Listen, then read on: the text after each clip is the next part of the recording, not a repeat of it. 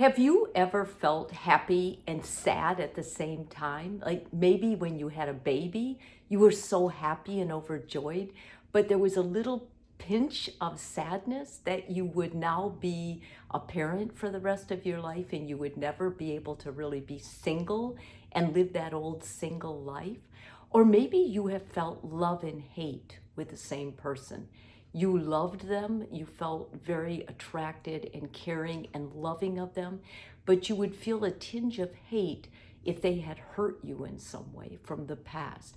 Feeling emotionally ambivalent is something we all do a little bit sometimes, but when you live your life that way, it limits you and it can destroy your chance for having a relationship.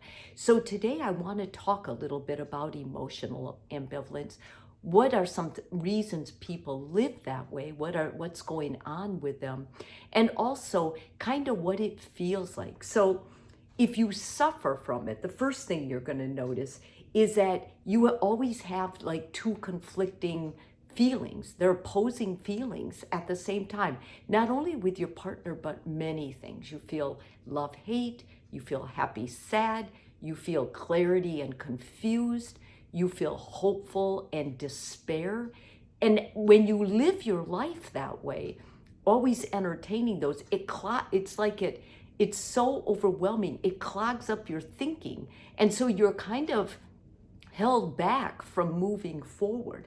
Secondly, basically, even though those feelings they're not really substitutes for each other, the fact that they're there together makes it really hard for you to be really happy or really sad because they're two opposing ones. You can't really get into either one of the feeling. You kind of live in this numb area.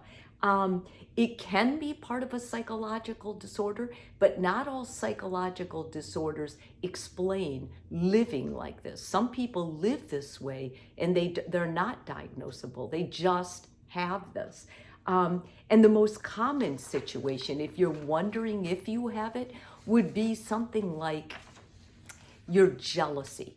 If you were like you loved your partner, but you felt hateful because of their past. Maybe they were in love with the love of their life and it didn't work out.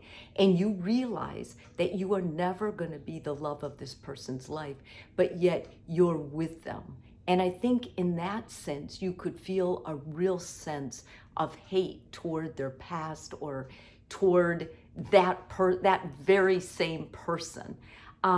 So basically, what should you do? Is there anything you can do? Well, the most important thing you can do to get over this is to work on your self-esteem, because these are the consequences, okay? You aren't going to have a high self-esteem because, as I said, you're always going to present as being like cautious or tepid because your mind is thinking these two opposing things. Most of us, when we're confident, we're clear about which direction we're going. If you're ambivalent, if you're emotionally ambivalent and you're feeling two opposing forces, it only makes sense that you're going to stand back and wait. These people are really misread many times.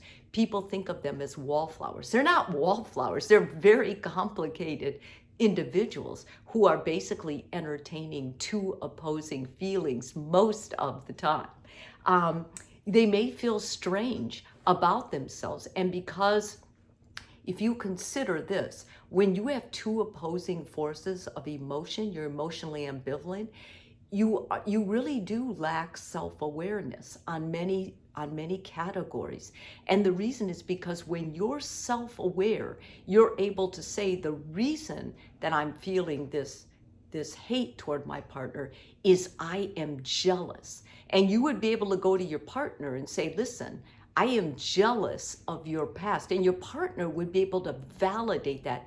Do you know what would happen with your jealousy? It would be minimized then, and it wouldn't be opposing. But because you're stuck in feeling these two, you don't have the confidence or the clarity to go to them directly. And that's all part of the self-esteem. People will say many times, you just look like you don't feel good, or you feel like you aren't sure of yourself. You're not. And these people aren't. And that gives them a very bad read when they have to interview or when they're in a relationship, many times they come across as avoidant, or that they're just basically not really engaged. People aren't attracted to them right away.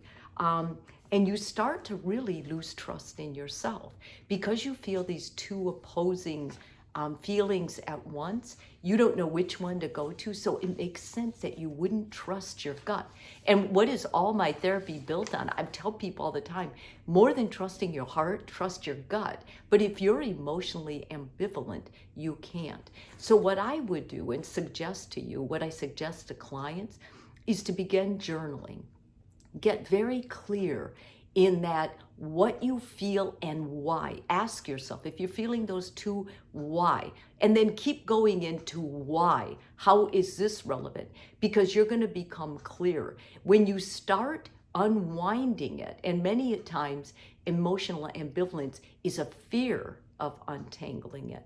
When you're brave enough to start untangling it in your journey and talk about it, writing about it, and then speaking to others about it, going to therapy, you're going to start trusting yourself more. When you trust yourself more, your self-esteem goes up, and you can rely a little bit more on your gut.